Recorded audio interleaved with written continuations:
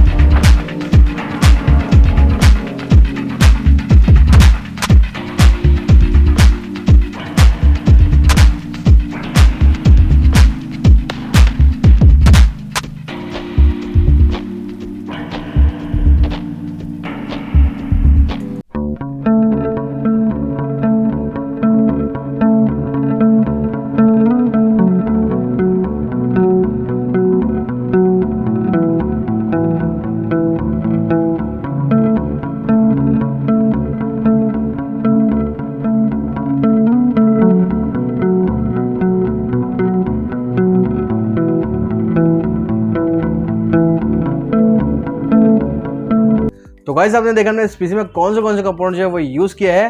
तो वीडियो अगर अच्छे लगे तो लाइक और सब्सक्राइब जरूर कर देना, नीचे बेल आइकन है उसे प्रेस कर देना ताकि आपको ऐसी पीसी बिल्ड की वीडियो और देखने को मिले। तो गाइस अगर आप भी ऐसा पीसी बिल्ड करवाना चाहते हो तो ऊपर हमारा कॉन्टैक्ट नंबर देखने को मिल जाएगा, आप उसे व्हाट्सएप और कॉल दोनों कर सकते हो। Monday to Saturday 10 AM to 7 PM तक हमारी शॉप जो है वो ओपन रहती है।